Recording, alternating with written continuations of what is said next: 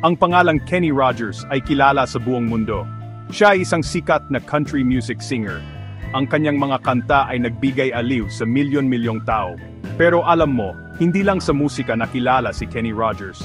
Nagkaroon din siya ng pangarap na magtayo ng sarili niyang restaurant. Gusto niyang maghain ng masarap at masustansyang pagkain.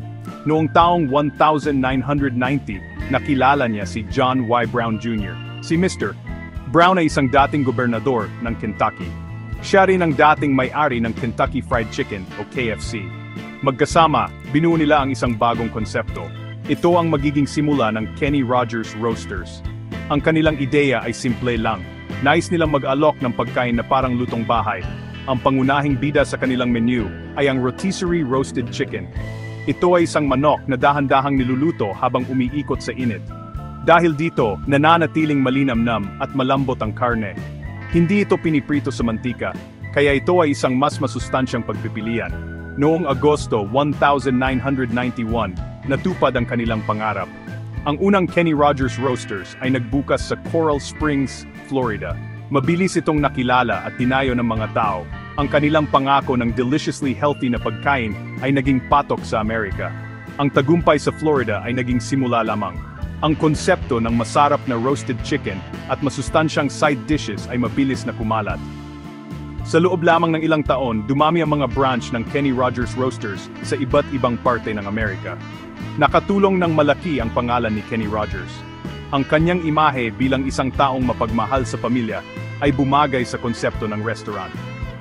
Para sa marami, ang pagkain sa Kenny Rogers ay parang isang masayang salu-salo sa bahay. Ang restaurant ay hindi lang tungkol sa manok, ito ay tungkol sa paglikha ng magagandang alaala kasama ang mga mahal sa buhay. Ang paglago ng Kenny Rogers Roasters ay naging mabilis at kahanga-hanga. Nagkaroon sila ng daan-daang lokasyon sa buong Estados Unidos. Naging bahagi rin ito ng pop culture.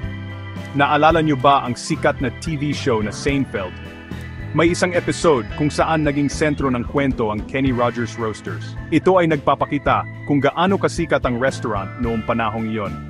Ang kanilang pulang neon sign na may mukha ni Kenny Rogers ay naging isang pamilyar na tanawin. Ang kanilang pangarap na maghain ng masarap at masustansyang pagkain ay hindi lamang nagtagumpay. Ito ay naging isang alamat sa industriya ng pagkain sa Amerika. Hindi nagtagal, ang kabantugan ng Kenny Rogers Roasters ay umabot sa ibang bansa. Isa na rito ang Pilipinas. Ang mga Pilipino ay likas na mahilig sa manok. Mahilig din tayo sa mga salu-salo kasama ang pamilya at kaibigan. Nakita ng mga negosyanteng Pilipino ang potensyal ng restaurant sa bansa. Noong 1995, sa pamamagitan ng Roasters Philippines Inc., binuksan ang unang Kenny Rogers Roasters sa Pilipinas. Ito ay matatagpuan sa Alabang Town Center. Mainit itong tinanggap ng mga Pilipino. Para sa marami, ito ay isang bagong karanasan sa pagkain. Isang masarap na alternatibo sa karaniwang fried chicken na nakasanayan na. Mula sa unang branch sa Alabang, mabilis na dumami ang Kenny Rogers Roasters sa buong bansa. Nagbukas sila ng mga branch sa mga pangunahing mall at siyudad sa Metro Manila. Di naglaon, umabot na rin sila sa iba't ibang probinsya. Ang kanilang konsepto ng healthy eating ay naging malaking atraksyon. Noong panahong iyon, nagsisimula pa lang mamulat ang mga Pilipino sa kahalagahan ng pagkain ng masustansya. Ang Kenny Rogers ay nag-alok ng pagkaing masarap pero hindi nakokonsensya. Ang kanilang roasted chicken, sariwang salads, at masasarap na side dishes ay naging paborito ng marami, bata man o matanda. Ang marketing ng Kenny Rogers sa Pilipinas ay naging epektibo. Ginamit nila ang slogan na, "It's the wood that makes it good." Ito ay tumutukoy sa kanilang paraan ng pagluluto. Nagluluto sila gamit ang tunay na kahoy para magbigay ng kakaibang lasa sa manok. Nagustuhan ito ng mga Pilipino. Bukod dito, ang ambiance ng kanilang mga restaurant ay malinis at komportable. Ito ay naging paboritong lugar para sa mga family lunch, business meeting, o simpleng pagkikita ng magkakaibigan. Ang pangalan ni Kenny Rogers, nakilala rin sa Pilipinas, dahil sa kanyang mga kanta, ay nakadagdag sa kanilang kasikatan. Ang isa sa mga dahilan kung bakit ito naging popular, ay ang pag-angkop nito sa panlasang Pilipino. Bagamat ang konsepto ay galing sa Amerika, nagdagdag sila ng mga elemento na swak sa atin. Halimbawa, ang pagkakaroon ng kanin bilang bahagi ng kanilang mga meal. Ang kanin ay hindi maaring mawala sa hapagkainan ng mga Pilipino. Ang kanilang mga side dish, tulad ng macaroni and cheese, steamed vegetables at corn muffins, ay nagustuhan din ng marami. Ang kombinasyon ng manok na may kakaibang lasa, masustansyang mga pampagana, at komportableng lugar ay ang naging formula ng kanilang tagumpay sa puso ng mga Pinoy. Ano nga ba ang sikreto sa likod ng sikat na manok ng Kenny Rogers? Ang sagot ay nasa paraan ng kanilang paghahanda at pagluluto. Hindi ito basta-basta. Ang bawat manok ay maingat na pinipili. Pagkatapos, ito ay ibinababad sa isang espesyal na timpla ng mga pampalasa. Ang mga sangkap na ito ay isang sikreto ng kumpanya.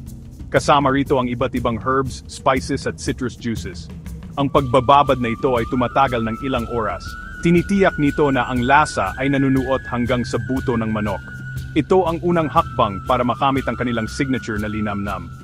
Pagkatapos ibabad, ang manok isalang na sa rotisserie. Ito ay isang malaking oven kung saan dahan-dahang umiikot ang mga manok. Habang umiikot, pantay na naluluto ang bawat parte nito. Ang balat ay nagiging golden brown at malutong. Ang karne naman sa loob ay nananatiling makatas at malambot. Ang apoy na ginagamit ay galing sa tunay na kahoy na nagbibigay ng kakaibang smoky flavor o lasang usok. Ito ang tinutukoy sa kanilang slogan na, "It's the wood that makes it good." Ang prosesong ito ay nagtatanggal din ng sobrang taba, kaya ito ay mas healthy kumpara sa pagprito. Pero hindi lang ang manok ang nagpapasarap sa karanasan sa Kenny Rogers. Ang kanilang mga side dish ay sikat din. Sila ay may iba't ibang pagpipilian na babagay sa iyong panlasa. May macaroni and cheese na malinamnam at creamy. May steamed vegetables para sa mga naghahanap ng mas masustansya. May coleslaw, potato salad, at siyempre, ang kanilang sikat na corn muffins. Ang mga muffins na ito ay medyo matamis at laging bagong luto. Para sa marami, hindi kumpleto ang meal sa Kenny Rogers kung walang corn muffin. Ang pagkakaroon ng maraming pagpipilian ay nagbibigay daan sa mga customer na bumuo ng sarili nilang perpektong meal. Ang isa pang mahalagang bahagi ng kanilang menu ay ang kanilang mga signature sauces. Ang kanilang gravy ay malapot at malasa na perpektong kapares ng manok at kanin. Mayroon din silang iba't ibang dips na nagdaragdag ng kakaibang sarap. Ang lahat ng ito, mula sa manok, side dishes, hanggang sa mga sauce, ay pinag-isipang mabuti. Ang layunin ay magbigay ng isang kumpleto at kasiyasiyang karanasan sa pagkain. Ito ang dahilan kung bakit kahit maraming bagong restaurant, patuloy na binabalik-balikan ng mga Pilipino ang Kenny Rogers Roasters. Ang kanilang kalidad at lasa ay nananatiling maasahan. Sa paglipas ng panahon, maraming pagbabago ang naganap sa Kenny Rogers Roasters. Tulad ng ibang negosyo, kinailangan nilang umangkop sa nagbabagong panahon at panlasa ng mga tao. Sa Pilipinas, ang pamamahala ng Kenny Rogers ay napunta sa ilalim ng Eng Sar Lee, ang parehong grupo sa likod ng Seattle's Best Coffee. Sa ilalim ng bagong pamunuan, nagpatuloy ang paglago ng restaurant. Nagbukas sila ng mas maraming branches at nag-renovate ng mga luma. Binago nila ang itsura ng kanilang mga restaurant para maging mas moderno at kaaya-aya. Gusto nilang manatiling relevant sa mga mas batang customer. Isa sa mga pinakamalaking pagbabago ay ang pagpapalawak ng kanilang menu. Bukod sa kanilang classic na roasted chicken, nagdagdag sila ng mga bagong produkto. Nagkaroon sila ng baby back ribs na malambot at malasa. Nag-alok din sila ng mga burger, sandwich, at mga bagong uri ng salad. Nagkaroon din sila ng mga solo plates at group meals para mas madaling mapili ang mga customer. Sa kabila ng mga pagbabagong ito, hindi nila kinalimutan ang kanilang pangunahing produkto. Ang kanilang rotisserie roasted chicken ay nananatiling sentro ng kanilang menu. Ito ay isang patunay na kahit may mga bago, mahalaga pa rin ang kalidad ng kanilang original na alok. Ang isa pang mahalagang hakbang na ginawa nila ay ang pagyakap sa teknolohiya. Ngayon, mas madali nang mag-order mula sa Kenny Rogers.